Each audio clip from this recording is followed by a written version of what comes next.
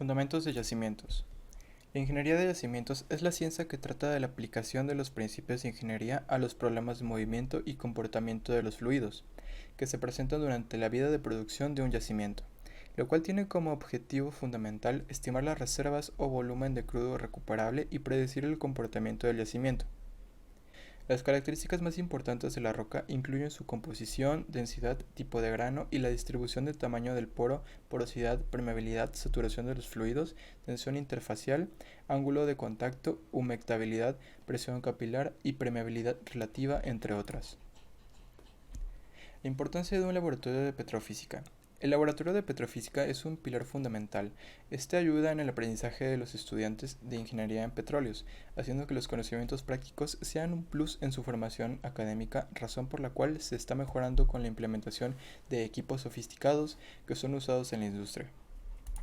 La caracterización petrofísica es un análisis petrofísico que es lo que nos interesa en esta ocasión, el cual consiste en estudiar las propiedades de las rocas y su relación con los fluidos que contienen en estado estático. La porosidad de un yacimiento. La porosidad es una medida del espacio vacío en la roca y fundamental para el almacenamiento de los hidrocarburos. Desde el punto de vista de ingeniería de yacimientos, la porosidad describe el espacio de la roca que no es ocupado por ningún mineral o material sólido, lo que permite el almacenamiento de los fluidos. Porosidad de un yacimiento. La porosidad es una fracción que varía entre 0 y 1, aunque también puede representarse en porcentaje. La proporción de los espacios porosos en la roca depende del tamaño y el empaquetamiento de los granos que la forman. Los tipos de porosidad de una roca de yacimiento pueden clasificarse de dos formas, según la comunicación de los poros y según el origen de porosidad. La primera clasificación tiene que ver con el aislamiento que experimentan algunos poros cuando se forma la roca, proceso conocido como litificación. Esto es a medida que se fueron depositando los sedimentos y las rocas se fueron formando. Algunos de los espacios vacíos quedaron interconectados. Según la comunicación de los poros se distinguen dos tipos de porosidades, porosidad absoluta y porosidad efectiva. La porosidad absoluta se define como la razón entre el espacio poroso total en la roca y el volumen bruto. Matemáticamente, la porosidad absoluta se define según la siguiente ecuación. Porosidad es igual al volumen bruto de la roca menos volumen de grano sobre el volumen bruto de la roca. La porosidad efectiva es la que se mide con la mayoría de los porosímetros y es en realidad la que interesa para la estimación de petróleo y gas en sitio, ya que solo los volúmenes de hidrocarburos almacenados en los poros interconectados pueden ser extraídos parcialmente del yacimiento. Se define como el porcentaje del espacio poroso que se encuentra interconectado con respecto al volumen total de la roca. Esto es, porosidad igual a volumen poroso interconectado sobre volumen total. Los tipos de porosidad según el origen de porosidad. Como se dijo antes, la porosidad también puede clasificarse de acuerdo con el origen y el tiempo en el que se depositaron los estratos, en porosidad primaria o intergranular y porosidad inducida o yugular. La porosidad primaria o intergranular, también conocido como porosidad original, es la que se desarrolló al mismo tiempo que los sedimentos se depositaron, y está formada por los espacios vacíos que quedan entre los granos y los fragmentos minerales después de que se acumulan como sedimentos. Los tipos de porosidad según el origen de la porosidad. Porosidad inducida o bugular, también conocida como porosidad secundaria, es la que se formó por un proceso geológico posterior a cuando se depositó el material. Puede clasificarse a su vez en porosidad formada por la acción de lixiviación de las aguas subterráneas, porosidad por fractura, la cual es originada en rocas sometidas a varias acciones de diastrofismo, y porosidad por dolomitización, que es la resultante de la sustitución molecular de calcio por magnesio en las calizas. Determinación de la porosidad. Mm, La determinación de la porosidad en el laboratorio. Varios autores presentan diferentes métodos para determinar la porosidad en pruebas de laboratorio, usando núcleos de yacimiento, ya sea determinando el volumen de los granos o el volumen total. El primer método que se explicará es el de la determinación del volumen de grano, los diferentes métodos para determinar el volumen de los granos o el volumen poroso. En general se realiza a partir del peso seco de la muestra y con la densidad de granos. El porosímetro de Boyle consiste en que el volumen de los granos puede ser medido por el desplazamiento de gas en el porosímetro. Por esto se toma una muestra estable, se le extraen los fluidos en un solvente y luego se seca. La muestra se coloca en una cámara de acero y se presuriza. Normalmente se utiliza el helio, el nitrógeno o el aire hasta una presión conocida, alrededor de los 4 o 5 atmósferas. Después se deja expandir el gas dentro del volumen conocido. Esto también se puede realizar sin poner la muestra en la cámara, tomando nota de la presión final del sistema y después aplicar la ley de Boyle. Ya después se calcula el volumen de los granos de la muestra. Y pues bueno, yo considero que es importante tener más o menos claro lo que la ley de Boyle nos dice para el entendimiento de este método. La ley de Boyle nos permite rellenar la presión y el volumen de un gas cuando la temperatura es constante. Establece que la presión de un gas en un recipiente cerrado es inversamente proporcional al volumen del recipiente. Cuando la temperatura es constante, esto quiere decir que si la presión aumenta, el volumen va a disminuir. Si la presión disminuye, el volumen aumenta. Esto nos indica que si la cantidad de gas y la temperatura permanecen constantes, el producto de la presión con el volumen siempre tiene el mismo valor. El siguiente método que voy a explicar es el método de saturación de líquido, el cual consiste en extraer los fluidos de la muestra, secarla y pesarla. Luego, mediante técnicas en el laboratorio, se satura completamente con un líquido conocido, como el queroseno o el tolueno, que son los más comunes utilizados en el laboratorio. El líquido saturado debe de ser de baja viscosidad y baja tensión interfacial, y debe mojar y a través de la muestra sin ninguna dificultad. Una vez saturada, se pesa de nuevo. Y por último, ya que conocemos la densidad del líquido saturante, se procede a calcular el volumen poroso. La técnica de vacío, en esta última se utilizan otros tipos de porosímetros como el Coverlin-Stevens y el Washburn-Bunting. Desalojan el aire que se encuentra en una muestra de núcleo limpia y seca. Para hacer el vacío, se manipula el bulbo nivelado con mercurio. Es necesario realizar varias expansiones. Como no es posible sacar todo el aire de la muestra, los resultados de porosidad se obtienen son bajos. Ahora, los métodos para la determinación del volumen total.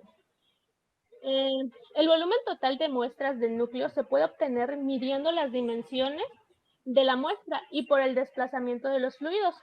Las medidas por el desplazamiento son aproximadas. Los más usados, son el picnómetro, la balanza Wessman y el método de inmersión. En este caso voy a empezar por explicar el método para determinarlo mediante un picnómetro. Para usar un picnómetro como el que tenemos en esta figura, está el núcleo y el mercurio alrededor. Luego se mide el volumen del mercurio que se desplaza cuando se sumerge la muestra o se mide la pérdida de peso del mercurio en el picnómetro.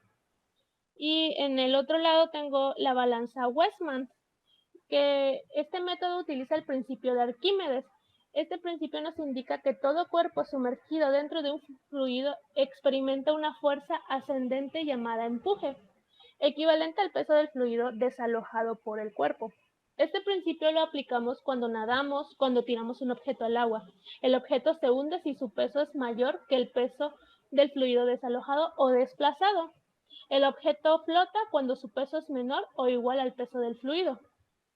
Se utiliza este método y se mide su fuerza neta necesaria para sumergir la muestra de la roca en mercurio, y como se conoce la densidad del mercurio, que es alrededor de 13.6 gramos por centímetros cúbicos, se puede calcular el volumen del mercurio desplazado.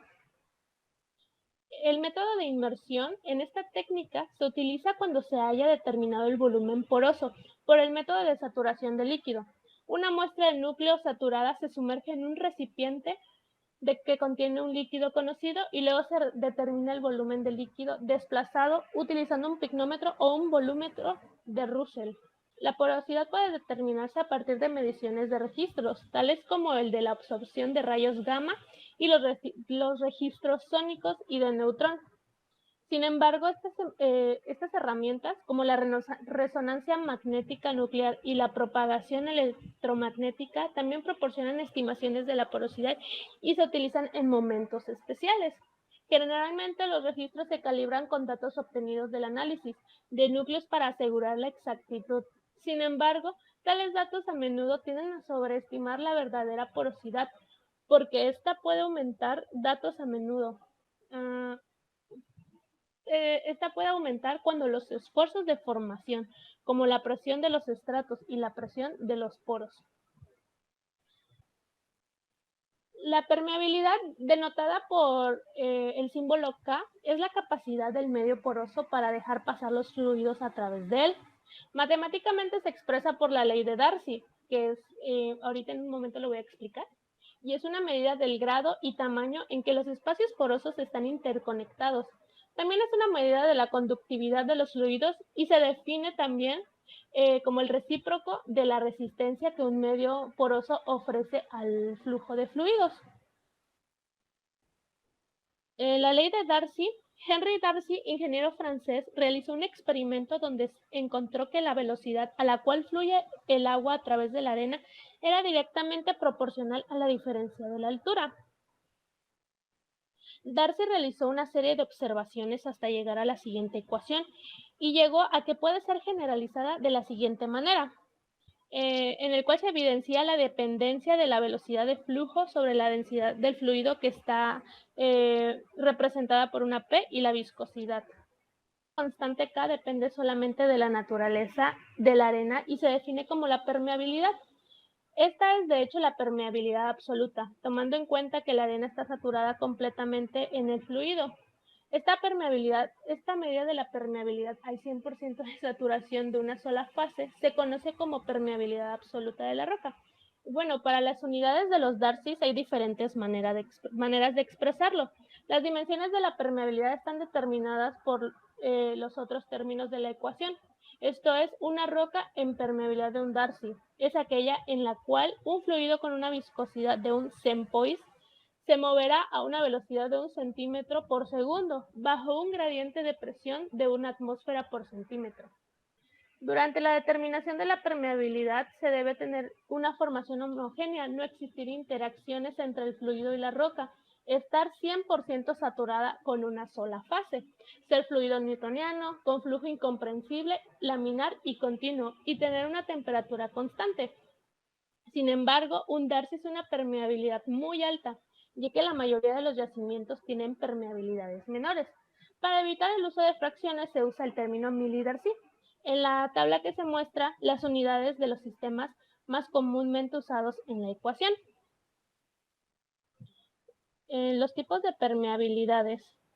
Cuando una muestra de un núcleo está parcialmente saturada con un fluido diferente al de la prueba y ambas saturaciones se mantienen constantes a través del flujo, la medida de la permeabilidad del fluido estaría por debajo de la medida que se obtendría el núcleo si estuviese saturado 100% con el fluido de la muestra. La permeabilidad efectiva es la conductividad de un material poroso a una fase cuando dos o más fases están presentes y también se mide en milidarcys. La permeabilidad relativa, relación de la permeabilidad efectiva de un fluido a una determinada saturación con respecto a la permeabilidad a una saturación al 100%. Y pues, resumiendo, se puede concluir que según las fases almacenadas en el medio poroso, la permeabilidad se puede clasificar en tres tipos. La absoluta, la efectiva y la relativa.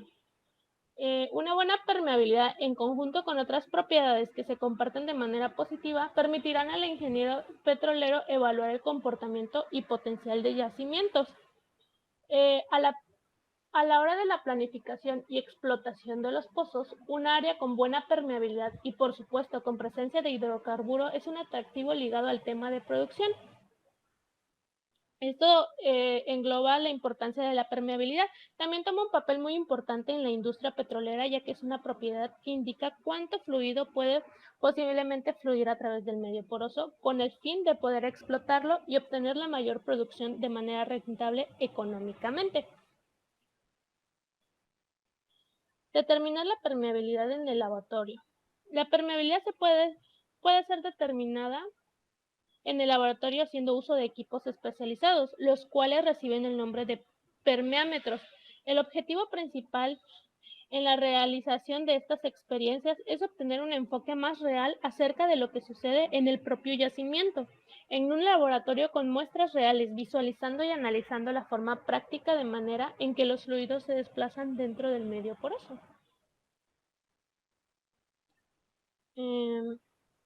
Bueno, ahora explicaré una manera de determinar la permeabilidad efectiva al gas. Primero se debe, primero les diré cuáles son los objetos que se necesitan en los materiales para esto. Una pinza, muestra de núcleo de arena consolidada, un vernier para medir la longitud y el diámetro de muestras, termómetro de rosca a gas.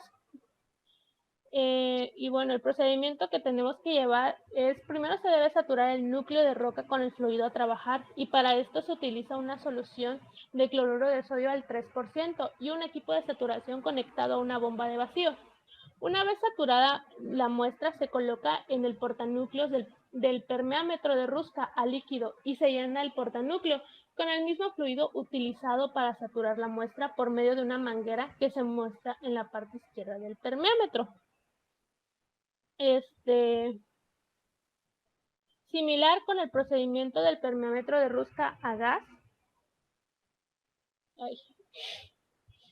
Bueno, y el primer ejemplo es sobre una arena suelta uniforme de granos redondeados.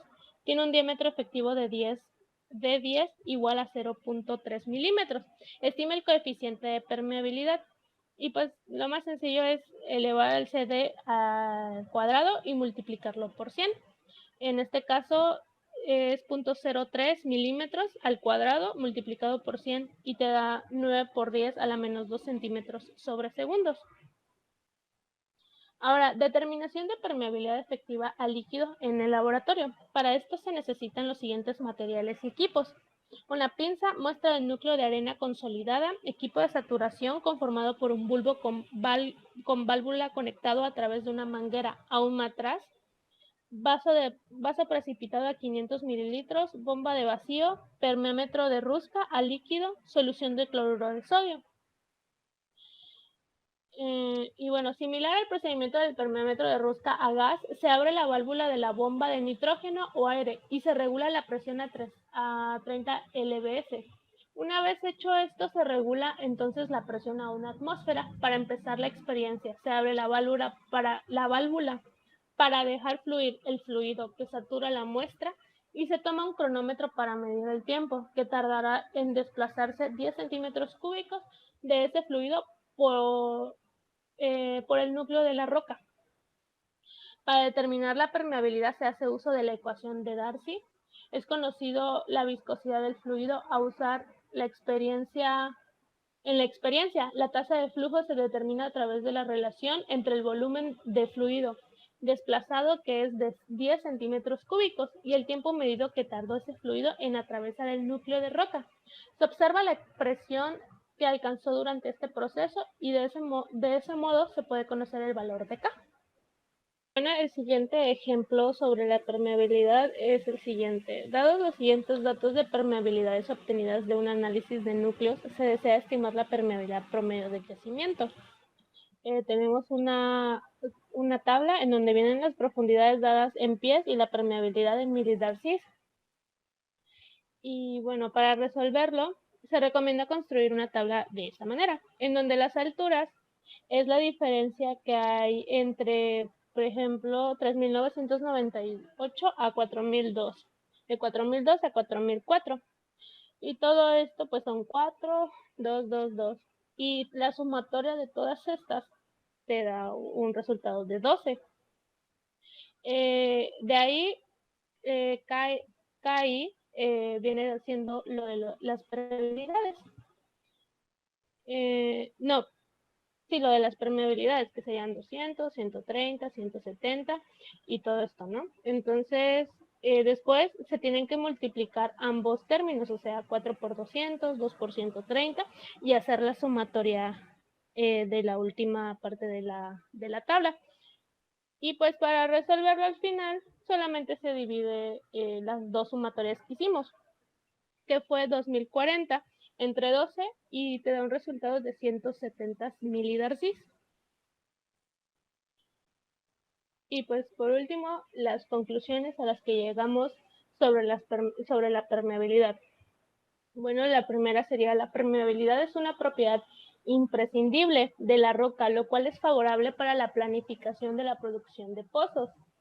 El tamaño de la muestra, el núcleo de la roca, no influye en el valor de la permeabilidad determinado en el laboratorio haciendo uso de los permeámetros de Ruska. El siguiente sería: la viscosidad es una propiedad de los fluidos que afecta directamente la permeabilidad de la roca. Por lo tanto, la permeabilidad determinada por el permeámetro al líquido será menor que la de gas, debido a que el gas fluye más rápido entre los poros de la roca en relación al líquido. Y por último, mientras más grande, homogéneo y de tamaños similares sean los granos de las rocas, mayor será la permeabilidad. Y pues con esto concluyo mi participación sobre la permeabilidad.